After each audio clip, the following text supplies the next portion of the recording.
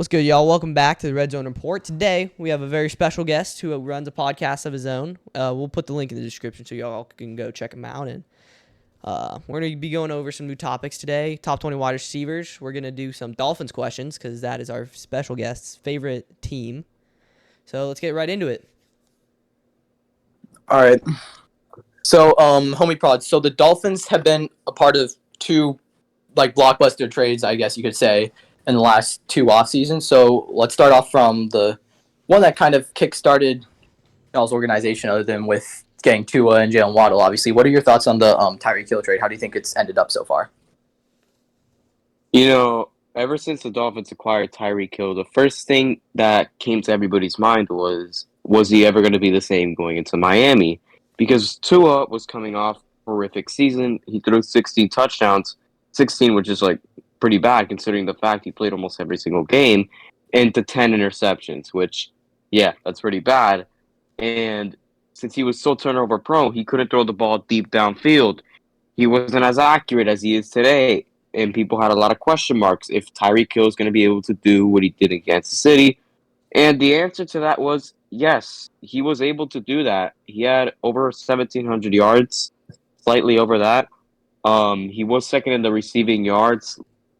And I'd say, he's been a big success for this team. I mean, he's helped Tua get back on track to where he was, along with Jalen Waddle. I mean, I remember the year before we got Tyreek Hill, Jalen Waddle, I mean, he was okay, but he wasn't anything great. And then when he started playing and learning from Tyreek Hill, that's how he became probably the best wide receiver two in the league. Actually, I think he is the best wide receiver two in the league. And when he gets that wide receiver one spot in 3 years, because Tyreek Hill is reportedly supposed to retire after 2025, I think he has potential to be the next Tyreek Hill. So do you think that Tyreek Hill would be as good as he is right now if he would have stayed with the Chiefs instead of going to the Dolphins? Oh, yeah. Anybody can be good with Patrick Mahomes. Patrick Mahomes can make anybody. Mahomes can anybody look good. That's he can make probably the worst receivers, or some of the most mid receivers, like Juju Smith-Schuster, look good. And now he's probably gonna suck ass in New England. Yep. Now, y'all gave up 2 first-round picks, which ended up the Chiefs got Cole Strange and Tyquan Thornton. So, I mean, I think pretty much y'all clearly won that as of right now. So, moving on to this year's trade, which we've talked about in, I think, our first or second podcast that we've done. Yep. What are your thoughts on the absolutely fleece of a Jalen Ramsey trade? Oh, well, I'll admit, I was shocked because I thought the Dolphins were going to have to give up multiple draft picks, probably their 2024 draft capital as well, because Jalen Ramsey is one of the best cornerbacks in today's game. And considering the fact that the Rams were that stupid enough to accept Hunter effing Long, which I don't know who names their kid Hunter Long, and a third-round pick, which I can't even remember who they selected with their third-round pick, if you guys have a clue. But, going into this year, I think that with Vic Fangio as our new defensive coordinator, and I know Ramsey had a little bit of a dip, in the first half of the year, but I think Vic Fangio will help Jalen Ramsey get to full Jalen Ramsey again. Considering the fact, Vic Fangio doesn't finish below top 10 in defenses, he's probably one of the better defensive coordinators. So, yeah.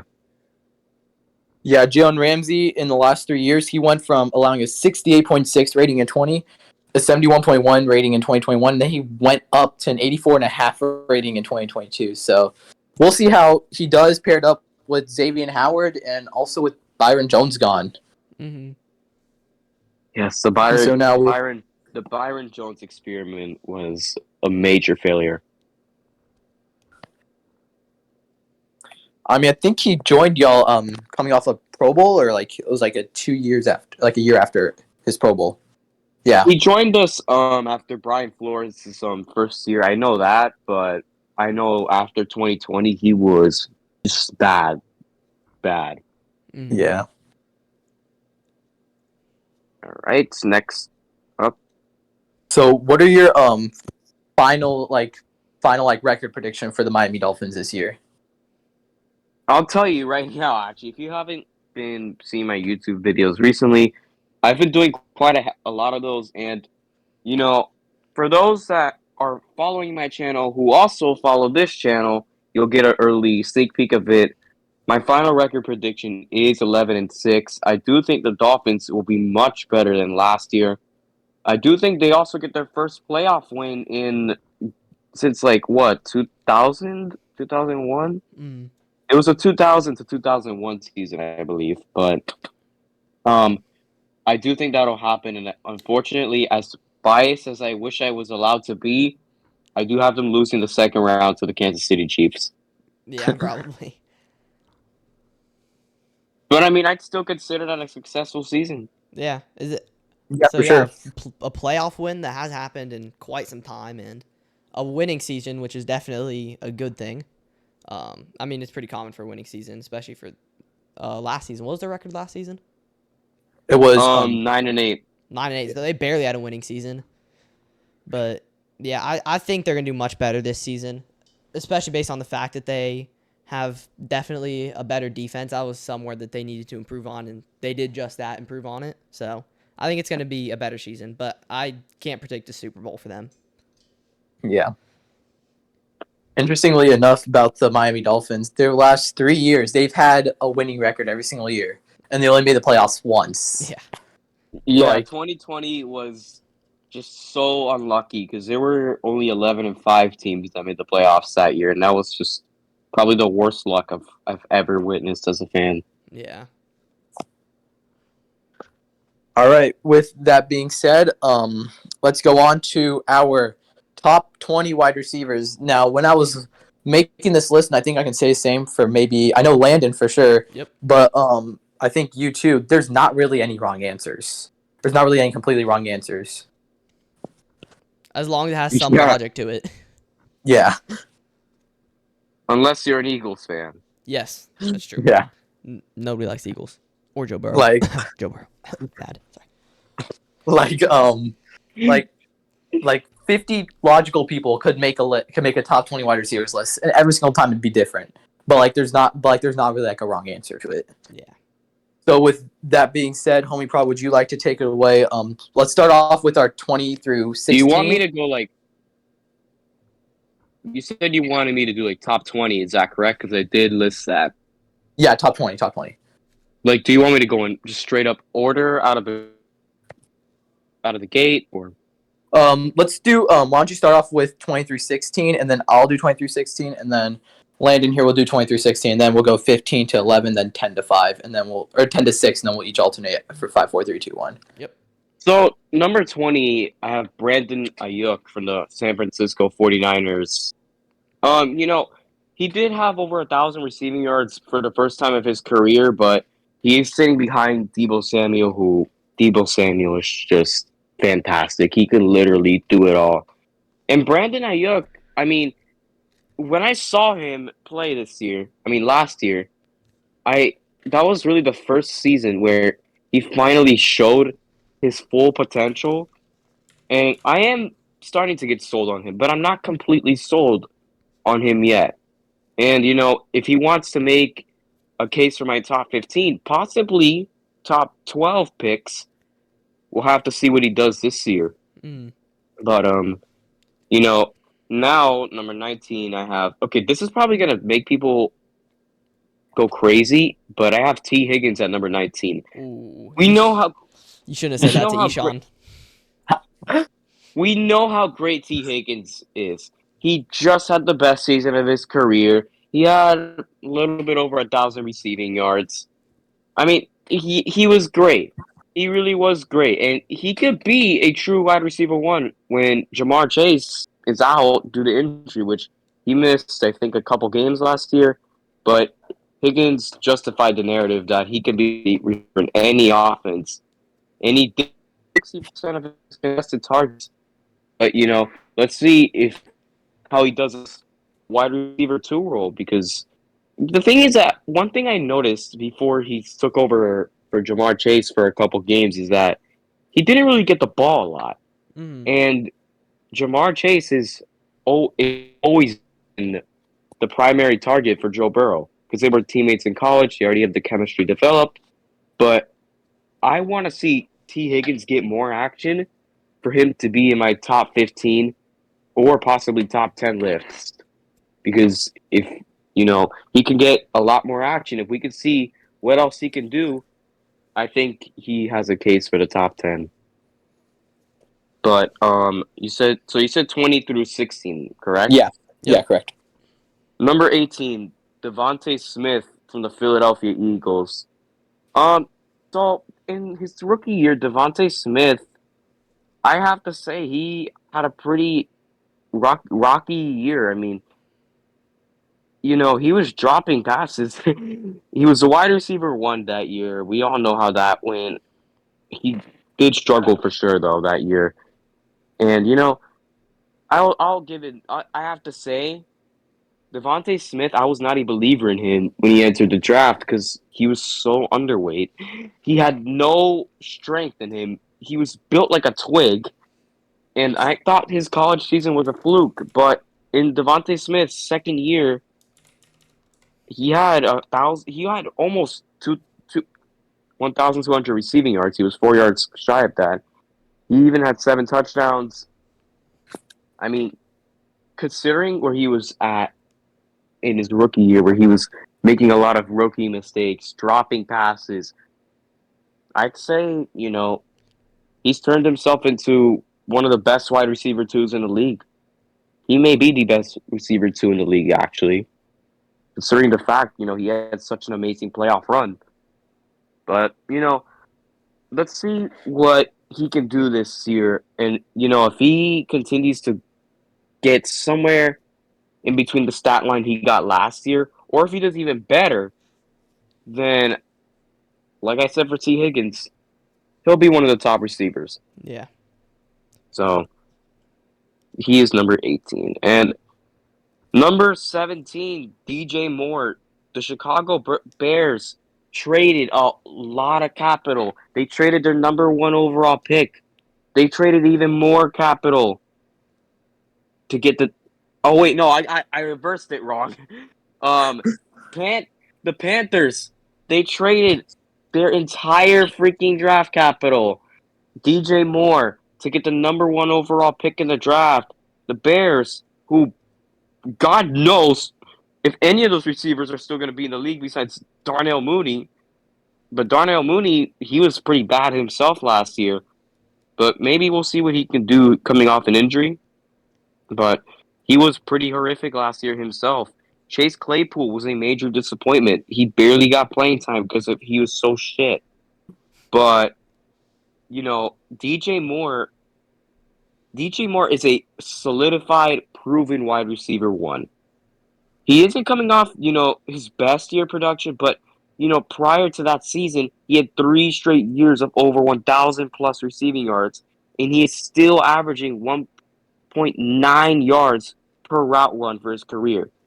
And he's had a lot of ugly quarterback situations. And let's remember, Justin Fields, I mean, he was playing great, actually, towards the middle of the season, and all the way to the end, too. And imagine what he can do with DJ Moore. DJ Moore has not had a good quarterback in his career. They've all been just a disaster. And has DJ Moore even played with Cam Newton? Yeah, he has. And then it was Sam Darnold. That was like Sam right Newton. when he came back from the Patriots. Yeah. And then he went through freaking Baker Mayfield.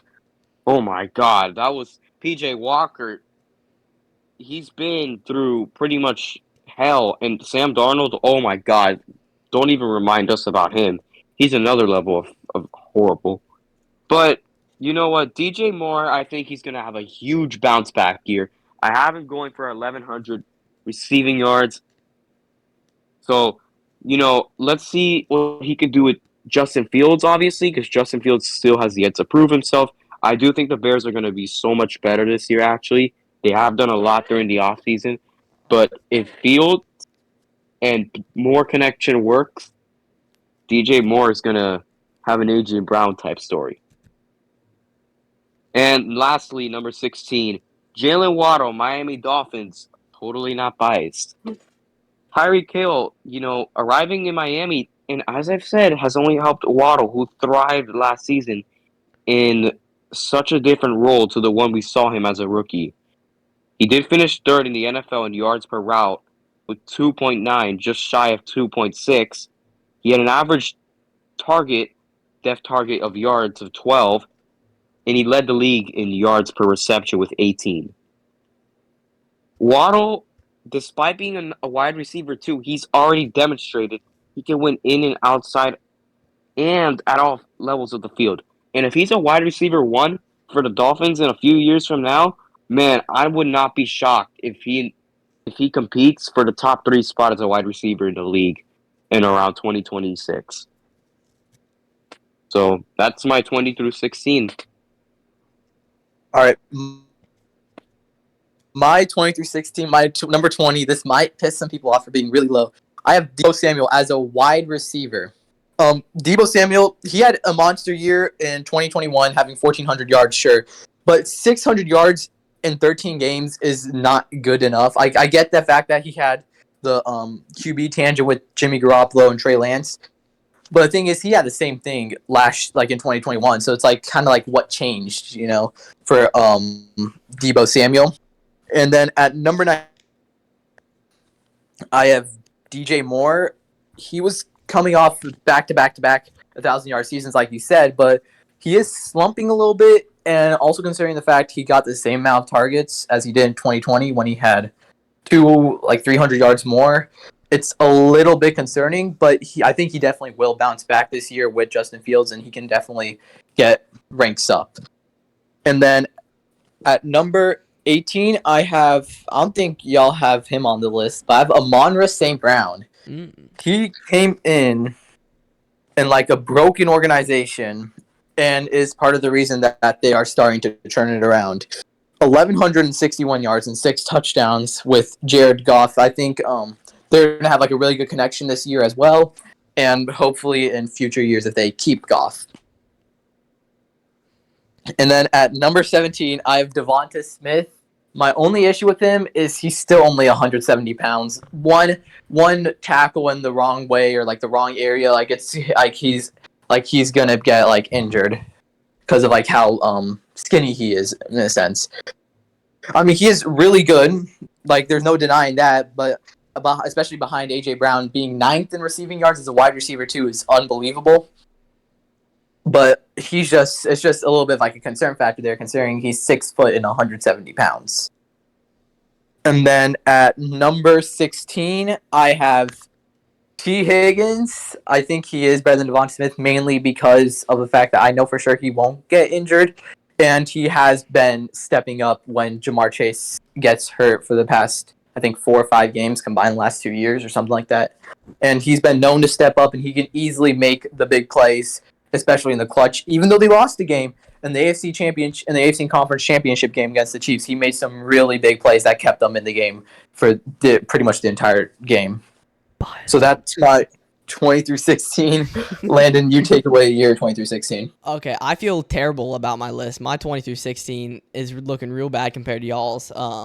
My number 20, I have Isaiah Hodgins. I feel like not because he's good right now, but because he has so much potential to be great within these upcoming seasons. I'm not saying next year he's going to have a blowout year, but I think within the next 2 to 3 years, he is absolutely going to be insane. I think he started picking it up at the end of last season, so he was picking up a lot of yards at the end. He's going to be the only target for Daniel Jones for this upcoming season, other than Saquon Barkley, but, I mean, are you really going to keep Saquon Barkley as your wide receiver 1 and running back? So that's why I have him at 20. I have number 19. I have Jerry Jeudy. I don't know if y'all have him on your list or not, but I think he deserves to be top 20, especially when dealing with a quarterback such as Russell Wilson, and the fact that I feel like he had a lot of potential to be great, especially this past season. But I feel like he just hasn't dealt with Russell Wilson he's dealt too much with Russell Wilson as a QB. So that's why I have him there. Number 18, I have Debo Samuel, and it's basically for the exact same reason Eshawn had him so low. But yeah, I don't think he's going to be putting up as much yards in these upcoming seasons. In 17, I have Chris Olave. I probably should have put him higher, but I don't think he's at that point yet where he can be considered a top 15 player. I believe that 17 is like a decent spot for him because he does good on the Saints. He does what he's meant to do, but he doesn't excel in any specific place. And then my 16, which I'm not sure that this is a great spot for him, but I have Keenan Allen because, I mean, he has Justin Herbert. He has a good wide receiver too, Mike Williams. He's a great player. He should be top 15, but I think there's just better players than him that deserve to be higher up there. That's my 20 through 16. All right, homie pro. What's your wide receivers 15 to 11? 15 through 11 had to be pretty tough to decide on, but number 15, I have Garrett Wilson from the New York Jets. Garrett Wilson, he's coming off a rookie year and a Rookie of the Year award. And just saying, he put 1,100 receiving yards with Zach Wilson and Mike White as his quarterbacks. With Aaron Rodgers coming in, he could go either to the moon in 2023 or completely sink up and fall apart, and then the Jets just do disasters. The Jets, in my opinion, they're similar to the Broncos situation from last year. I'm not a big believer in Robert Saleh. Honestly, his defensive mindset is great, but every time I see him play call on offense, like it's just I don't know. Garrett Wilson, I would put him higher if I could, but until we see how Aaron Rodgers can do coming off a bad season, I have to put him at the 15th spot. So, number 14, I have DK Metcalf from the Seattle Seahawks. DK Metcalf is one of the most physically gifted, imposing receivers in this game. His size and athleticism to cornerbacks is like a nightmare. He's probably one of the best deep threats in the game. In fact, I have him as my top 5 deep threat in the league. DK Metcalf right now on the Seahawks lineup, he has now taken over the wide receiver 1 spot for Tyler Lockett. Tyler Lockett, I think he was great a couple years ago, but now I think DK is better than Tyler Lockett right now. DK right now, and when you look at DK,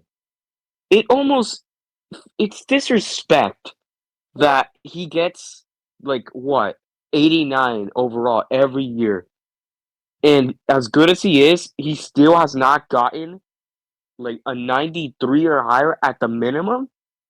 DK Metcalf is going to explode this year. Mark my words, he will finish top 5 in receiving yards. He is a dark horse to do that this year. So that is number 14. Number 13, I have Amon-Ra St. Brown, and I know people are going to go at me for being crazy. People will think, you're crazy. He shouldn't be rated that high. Let's remember Amon-Ra St. Brown coming out of USC. He was he was a 4th round pick. And the expectations were little nothing. His first season was iffy. But his second season, he helped the Lions get to a winning season. But in his second season, he already made the Pro Bowl. He had 1,100 receiving yards, 6 touchdowns, a Pro Bowl nod. Come on, man. He even really took a step up with his yards per game. Because I remember in 21, you look at his yards per game, it was just over 50. Now, he's in the 70s range. And Amon-Ra St. Brown, like DK Metcalf, he's one of the best deep threats in the league, in my opinion. I think he's a very deadly deep threat. He's top 10. He's definitely not top 5 for deep threat, but I think he's a top 15, 10 deep threat in the league. He's insanely underrated. Nobody talks about him enough, especially now that I think about it. The fact that he made the Pro Bowl and is still not getting all this attention, come on, man. Amon-Ra St. Brown, number 13. Number 12, I have Mike Evans from the Tampa Bay Buccaneers. Mike Evans has been remarkable. He's had 1,000 receiving yards or more every single year. But injuries have been attacking him a lot throughout the years. And Mike Evans, if he's healthy, he's a top 7 receiver in the league. At times, him a lot lower. Last time I had him at my 10th spot, but now I put him at 12. And the reason to this is because this isn't Tom Brady anymore. And we know how great he did with Jameis Winston, but he has Baker Mayfield as his quarterback. And Tampa Bay is bad. Their roster is horrible. The team is just falling apart. They went 8 and Tom Brady in his final year. I cannot imagine how bad this Buccaneers team is going to be with Baker Mayfield, and their offense is going to be absolutely atrocious. I think Mike Evans is still one of the top 15 receivers in the league, but I do think he will have a down year. And I think he will get under 1,000 receiving yards for the first time in his career. But number 12, Mike Evans. And number 11, DeAndre Hopkins, the Arizona Cardinals. As much as I would have loved to put him in the top 10, similar to Mike Evans, he's had his injury problems, but he's been suspended. He's been suspended multiple times. And the reason DeAndre Hopkins is not in my top 10 yet is because we don't know where he's going. If he goes to Tennessee or New England, oh my goodness, it's going to be an atrocious. The situation in New England and Tennessee right now is so bad. Ryan Tannehill is horrible. We don't even know what Will Levis is going to do in Tennessee if he even plays this year. And Mac Jones is not the answer in New England. If you're DeAndre Hopkins, I'm telling you right now, if he goes to Kansas City, he's going to literally destroy the record books there. He would destroy the record books in Kansas City. I already know it. He would. I'm just saying. I predicted that he'd go to go to the Chiefs in a previous podcast. So I did see that, and the Chiefs are the best situation. for If him, you want to win especially. a ring, yes, because he wants to win a ring. Go to Kansas City, you'll get a ring guaranteed. I'm just But saying, with him, remember that him and Dalvin Cook, they said they wanted to go to the same team. Imagine the Kansas City Chiefs with Dalvin Cook and DeAndre Hopkins. That is a disgusting offense. I think they might have one of the best, probably the best offense in the entire league if they had that. Yeah, and I don't think Dalvin Cook is going to go to Kansas City because Isaiah Pacheco, man, he is something special.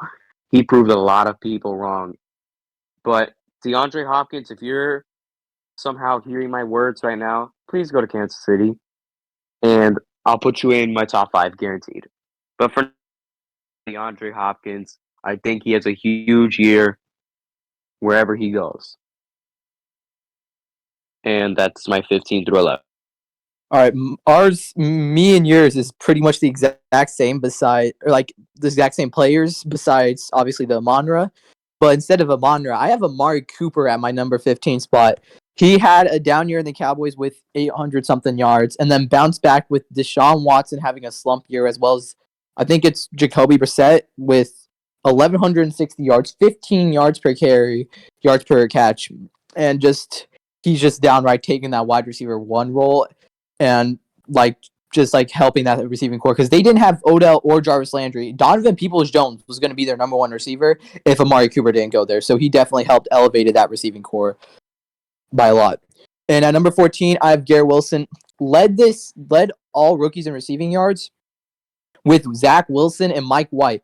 And you said about Aaron Rodgers having a down year. Honestly, A-Rod's down year is probably still better than Mike White and Zach Wilson. So he can only really go up from here. And then number 13, I have Mike Evans. Back to back. I can keep going receiving yards. Since his rookie year, he's had 1,000 yards every single year, and Jerry Rice hasn't even done that. So, and he's probably the most consistent. You can see he goes in every single year and gets 1,000 yards, 1,000 to 1,200 yards a year, and that's all you really need from a wide receiver 1, and he does that every single year.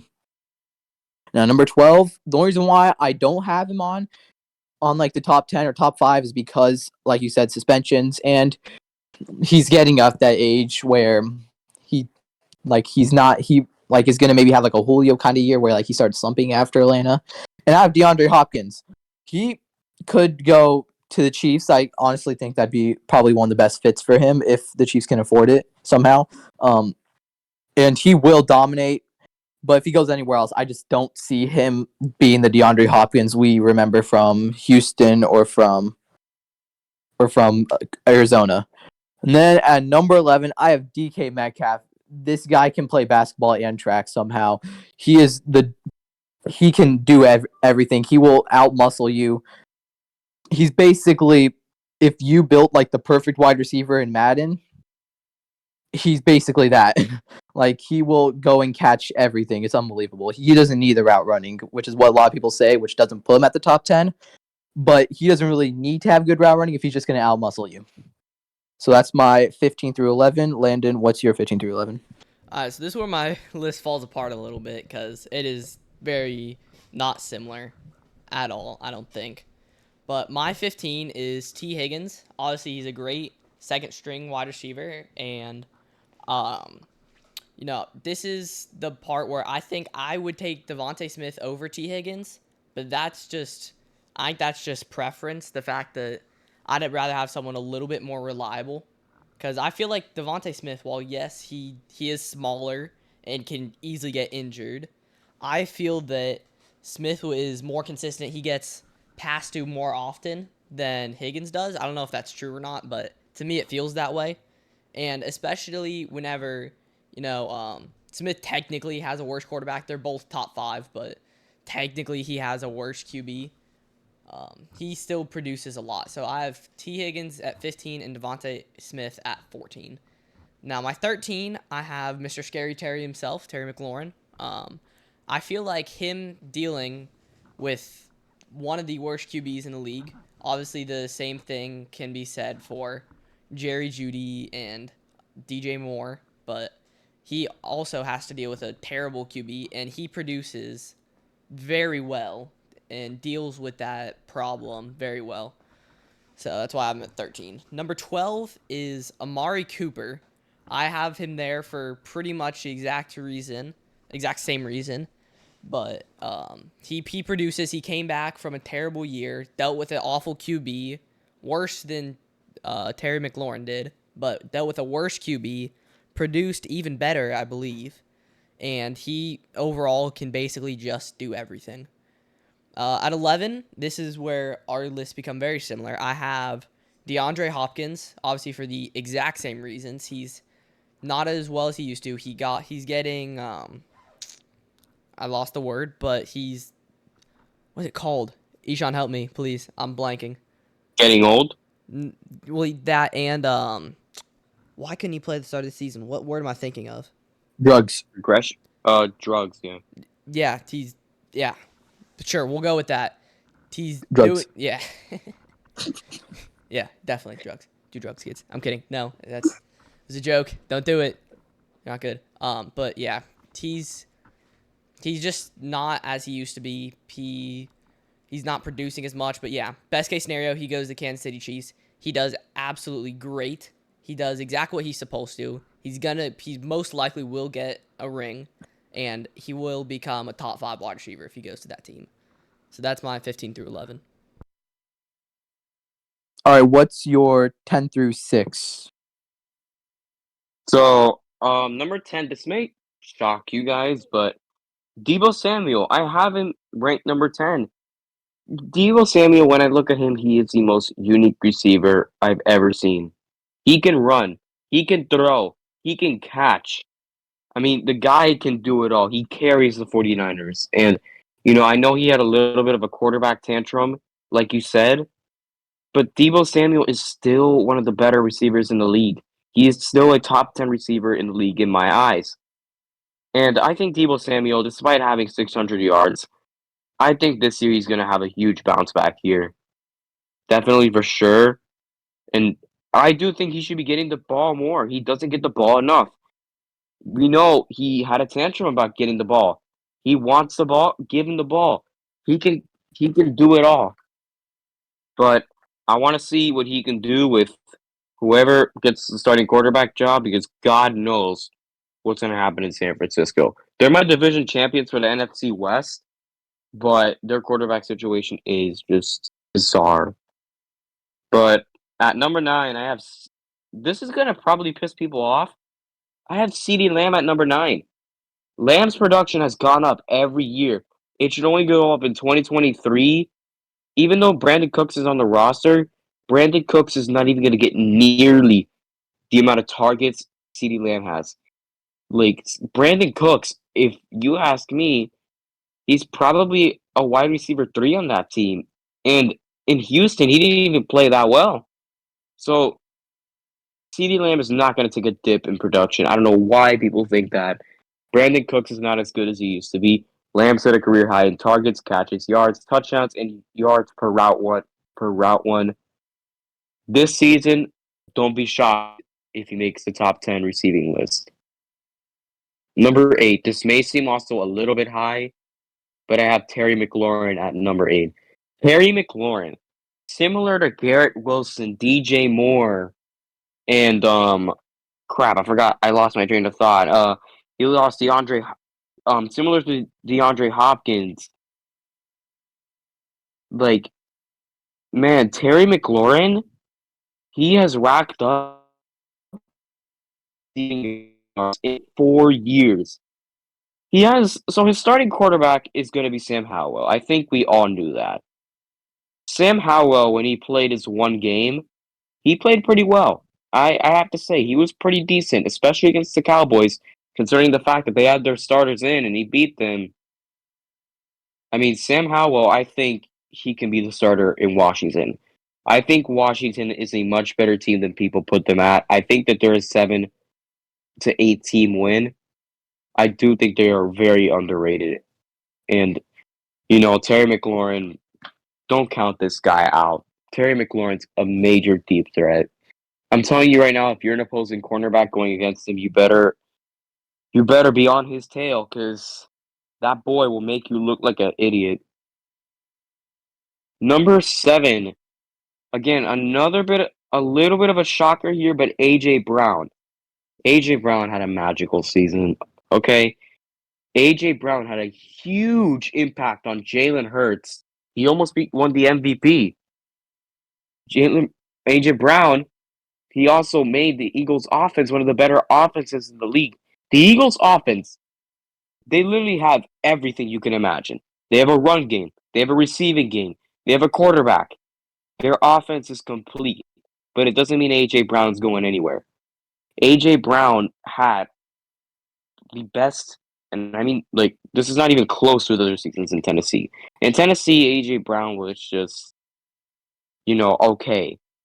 But A.J. Brown had nearly 1,500 receiving yards despite playing next to Devontae Smith and 11 touchdowns. He's not better than the other 6 on this list, though, however. But A.J. Brown, he had one heck of a year, and he will continue to get better. Number 6, I have Cooper Kupp, Los Angeles Rams. Kupp played just 9 games in 2022, but when he played those games, it was the Cooper Kupp we all knew he was. That Cooper Kupp who nearly won MVP. The Cooper Kupp who won the Offensive Player of the Year. The Super Bowl MVP Cooper Kupp. He was playing, like, near to that year, if not better. He had 800 receiving yards in 9 games and 75 catches. That's insane. And just imagine if he didn't get injured. If he didn't get injured, oh my goodness, he could have set the record. He could have had 2,000 receiving yards. But we will see what this season brings. As long as he stays healthy, he's going to be the number 1 receiver in the league, I think. No, not number 1. Nah. He'll be like the number 3 receiver in the league if he stays healthy. Number 3/4. But that is my 10 through 6. My 10 through 6, I have a number 10, Terry McLaurin. He's played with 9 different quarterbacks in the last 4 years and has amounted to 4,300 yards and 21 career touchdowns. He's had back-to-back 1,000-yard years, including a Pro Bowl this year. And again, with Sam Howell, this might be the sure set starter for Washington. They don't have to go through the quarterback tantrum that they've been going ever since Kirk Cousins left. At number 9, I have Jalen Waddle. This man got 1,300 receive. Wait, hold. This man got 1,356 receiving yards as a wide receiver too. He averaged 18 yards a carry, which is league 18 yards a catch, which is the league high. And most times when I was looking at that, it was like players who got like 80 or 70 or 60 catches or 60 targets, but 117 targets is solid targets, and he doubled his yards per catch, and especially under Tyreek Hill too, who was leading the league in receiving yards. It was unbelievable that they could combine for that much. At number 8, I have CeeDee Lamb. He's played with 5 different quarterbacks in the last 3 years. Again, not as much as Terry McLaurin, but the thing that sets CD above is the fact that he came out this year as a wide receiver 1. And he got 1,360 yards and 9 touchdowns, which is amazing. Also, his route running and his flexibility and like his ability to just like make crazy moves after the catch. You think you have this man down, but then next thing you look up and this man's trotting into the end zone. CeeDee Lamb is probably one of the most, I guess, bendy wide receivers in the league, but it's like hard to stop him if you get him go, even if you try tackling him. At number 7, I have AJ Brown. This was, as far as I know, this was like the only really big move that the Eagles made onto their offense from last year, and it exploded them. Like offensively, they exploded, and they came out and dominated. AJ Brown out-muscled everybody, and he's also quick. He's basically, I guess, a better but slightly less stronger version of DK Metcalf. And he's just better at all aspects compared to DK Metcalf, at least. I'm not trying to like make a direct comparison, but like that's kind of like how I can compare him to. And then number 6, I have Jamar Chase. Him and Joe Burrow have been the crazy LSU duo since Jamar Chase came out of college. And again, similar to the AJ Brown thing, once Jamar Chase came, Joe Burrow dominated and their offense exploded. That was the only really major upgrade that they had, and they dominated because of it. And on top of that, they made the Super Bowl in 2021, which is unbelievable. Of course, they lost, but and then they kept it going. So that is my 10 through 6. All right, moving on to mine. My number 10 is DK Metcalf. I think he's overall like the picture of athleticism. Like you think about athleticism, who has perfect athleticism. You think DK Metcalf. He's big, he's strong, he's fast. He checks all the boxes for like a top 10 wide receiver. He fits that. See, I think he is a little bit underrated. Just a little bit. I think him being in top 20, that's like where he belongs, but I think that he has the potential to become a top 10 wide receiver. So that's why I put him in 10, slightly above DeAndre Hopkins. And this is where you're going to get a little bit of deja vu with my list. I have Jalen Waddle at number 9 for the exact same reasons. I think he has the most potential I've ever seen in anybody out of a wide receiver 2. Out of anybody that I've ever seen. Wide receiver 2, I think he has the most potential I've ever seen. So that, and then also the other reasons that Eshawn said. My number 8 is CeeDee Lamb, the Dallas Cowboys, which he performed just as we hoped, especially with a trash QB such as Dak Prescott. Okay. So he performed well for the conditions that he was put in. Okay. I'm just messing. Dak Prescott isn't that bad, but he's a mid quarterback is what he is. He's not bad, but he's pretty mid, especially with his whole interception thing in last season. But CeeDee Lamb, 1,300 yards, great player. Number 7, I have AJ Brown for the exact same reason that Eshawn does. That's exactly, he pretty much said word for word what I was gonna say. But yeah, I think he belongs in that number 7 spot. And wow, who would have thought? Number 6, Jamar Chase. I was completely shocked to figure out that me and Eshawn had the same 6 through 9, but I feel like he belongs in that 6 spot. I don't think he's quite at that point where he belongs in the top 5, but I think he's very close to taking that spot.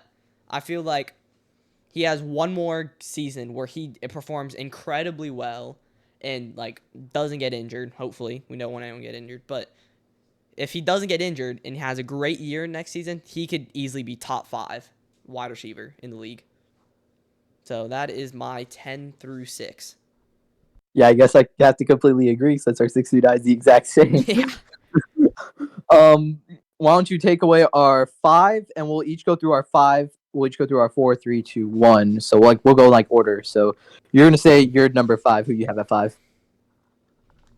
Okay, at number 5, Stephon Diggs from the Buffalo Bills. Stephon Diggs going into Buffalo in these last 3 years, I think, he's been unleashed. He's been way better than the Minnesota Stephon Diggs. Stephon Diggs has 469 receptions in those years. His receiving stat line includes 4,000 yards over 4,000 receiving yards, and he's 1 touchdown shy of 30 receiving touchdowns. That's insane.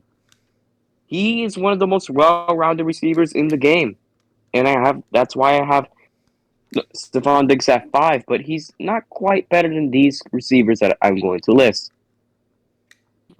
My number 5 is Stephon Diggs as well. I mean, he has 5 straight 1,000-yard years already. 5 straight, 2 with Minnesota, 3 in Buffalo. And he went from 1,100 yards receiving in Minnesota, which, it's good for a wide receiver 1, especially with Adam Thielen. And then he dominated and put up 1,535 yards in Buffalo, led the league in 2020. He slowed down a little bit, but then he also bounced back with 1,430 yards and 11 touchdowns. Stephon Diggs is like a do-it-all receiver. He can run routes. He has great run after the catch. He can easily go out and moss the corner. Like, he's just kind of like a do-it-all wide receiver. So that's my number 5. Who do you have, Landon? My number 5 is George Pick. No, I'm kidding. It's Stephon Diggs. For the exact same reason, he's that guy that you can always trust to catch the pass, to get yards, and you can always trust him to do exactly what he's told to do, exactly what he's supposed to do. And he's just great athletically, especially on the field. Who's your number 4, homie bud? So, number 4, I have Ja'Marr Chase from the Cincinnati Bengals. Chase, he was actually on the mission to replicate his performance from his rookie year until he got injured. But when he did play, he looked no different than his rookie year. He was a Ja'Marr Chase everybody knew he was. But what he did was manage to show that he can be as effective without the element of surprise. Even if, he's playing through an injury, even if, he has to go through the situation of, having to be the guy to rely on, because I've seen games where T. Higgins is not playing well. I've seen games where Hurst wasn't playing well, and they had on Ja'Marr Chase, and when they had to rely on him in those situations, Ja'Marr Chase was the guy to get it done. I think he's number 4, but I don't think he's better than my top 3 receivers that I will list eventually. My number 4 is Cooper Kupp, and this one stat I found unbelievable. Cooper Kupp played 9 games last year, as you stated before.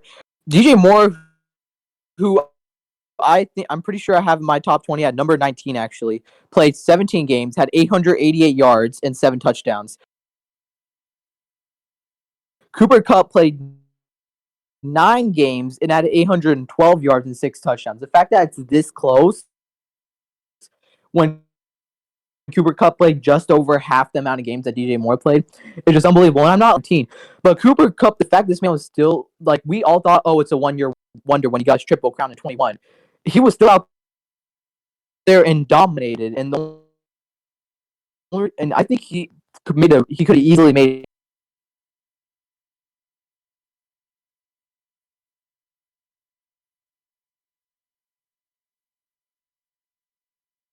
You completely cut off there. Yeah, actually. you fully cut out right there.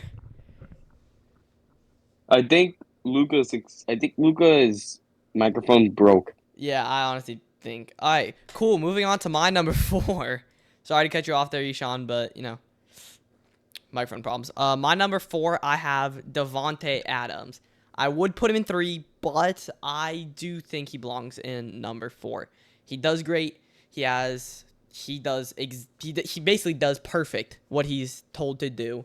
He has not a great QB. He's getting Jimmy Garoppolo, which is a slight upgrade, but I mean nothing great. I expect exactly what he did last season. I'd expect him to do the exact same, if not just a little bit less, because now they have Jacoby Myers. But yeah, I have Davante Adams at 4.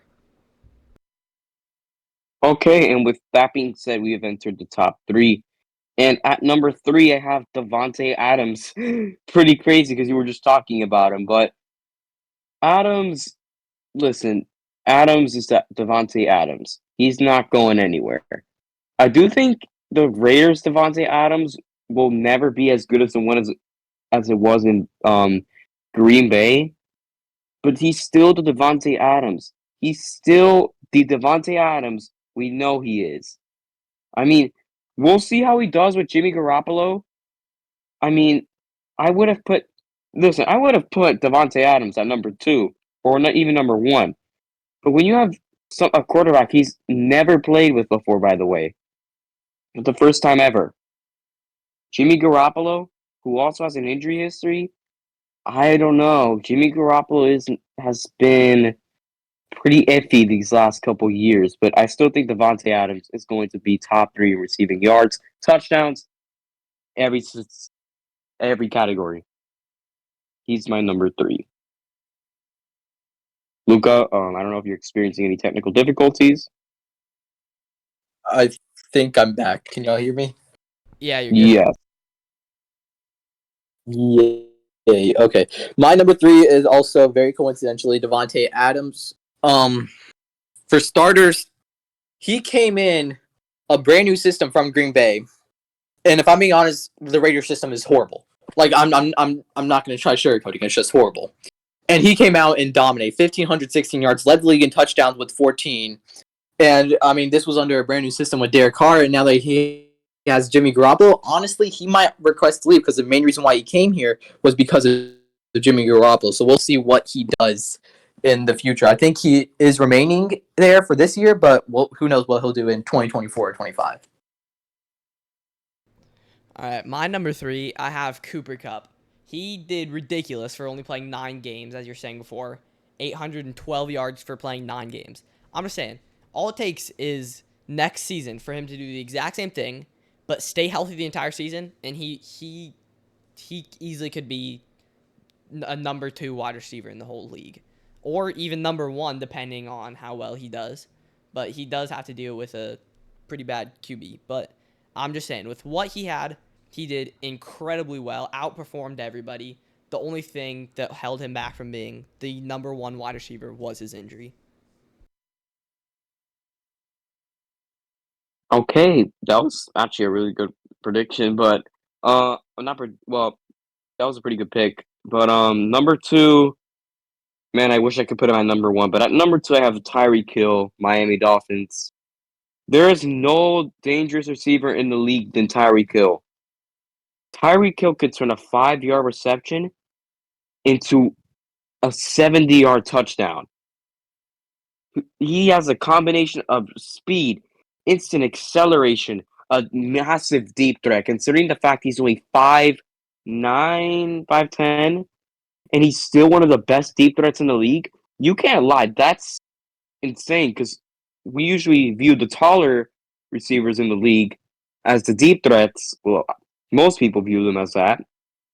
But Tyreek Hill has to say otherwise. That man, he is the man in Miami. But, if he can replicate what he did last season, but into something even better, I'll tell you right now, Tyreek Hill, I think, can hit 2,000 receiving yards. And let me tell you, if he does that, he's number 1 on the spot. He's on the spot the best receiver in the league if he hits 2K. He almost did it last year, but if he replicates his last year's season, I think he makes a case to be still standing at 2 or 1. So Tyreek Hill at number 2, and on to Luca. My number 2, just like yours, is Tyreek Hill. Again, similar with Davante Adams, coming into the Dolphins. Everyone's like, "Oh, is he just a man of like Patrick Mahomes just setting him up which honestly could have very easily been the case if it wasn't for him obviously being with Alex Smith. And this man has had 5,000 yard seasons in the last 6 years, put up 1,700 yards and 7 touchdowns. And I honestly agree with you. I think it's very easy for him or the person we have. I think I can say for all of us that we have a number one to easily go for 2,000 yards, especially especially now that the NFL has added the 17th game. All right, Landon. I don't know. I think y'all are wrong about this, but my number 2 wide receiver, which is the correct one, is Tyreek Hill. I mean, you guys are undercutting him.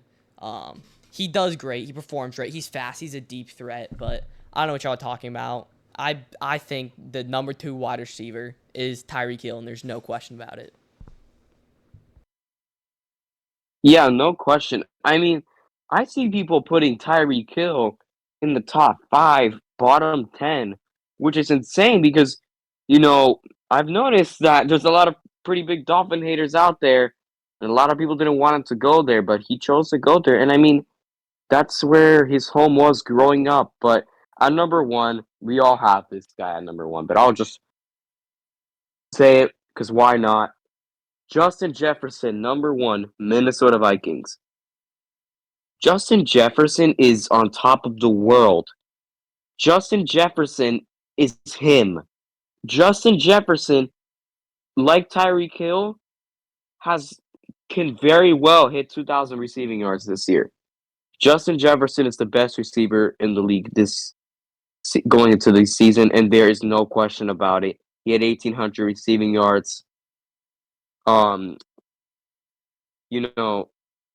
don't really see receivers like Justin Jefferson. We have not seen a receiver as good as he is.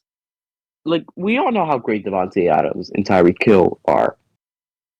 But when I look at Justin Jefferson in the seasons he's put up in the last 3 seasons, this man could very well end up being one of the greatest wide receivers all time. And I think he will end up taking that spot as one of the greatest receivers of all time. His yards have improved every single year by 200. So maybe this year he gets 2,000. He had 8 touchdowns to go along with it, but man, Justin Jefferson, he's going to be a Hall of Famer in the future. Mark my words. Yeah, he could very easily go for 2,000 yards. My number 1 is also Justin Jefferson. He can run routes better than 95% of the league. He can catch better than 95% of the league. He can run after the catch better than 95% of the league. I think you're kind of getting the gist of where I'm going here. 1,809 yards last year, like you said. He's the one player I was implying when I said with the Reek thing that he could very easily go for 2,000 yards. And the best part about Justin Jefferson, no one can make an excuse about him having a good quarterback like they were able to do with Tyreek Hill or Devontae Adams like a couple years ago. Because he has Kirk Cousins, who, I mean, he's a good quarterback, but he's average. He's not that good. And one other thing, Justin Jefferson is probably the best wide receiver in the league, and he carried my fantasy team to not making the playoffs. But that is besides the point. On to you, Landon. I'm not gonna spit statistics like you guys are. I'm gonna cut right to chase. It's Justin Jefferson. There's nothing you can say about it. I mean, there's no question about it. The deep threat of the NFL. He wins. He could probably win a contested catch if there's 3 defenders on him and probably still catch it, even if it is in the end zone.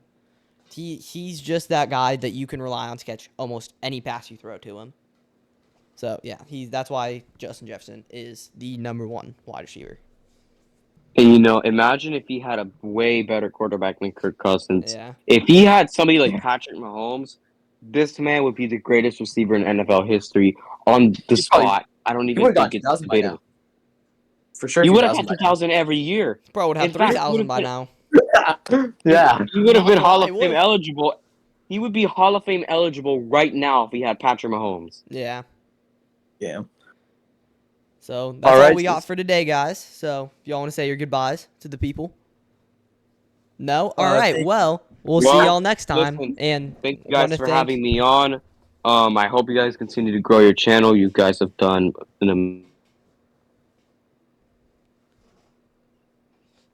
your mic just got out in your sweet goodbye, so. Thank you guys for watching this. Yeah. Thank y'all, and thanks to our special guest. we hope that he does well, and we hope that he grows and that we grow with him. And who knows, maybe we'll have him back on another episode in the future. So thank y'all. Peace.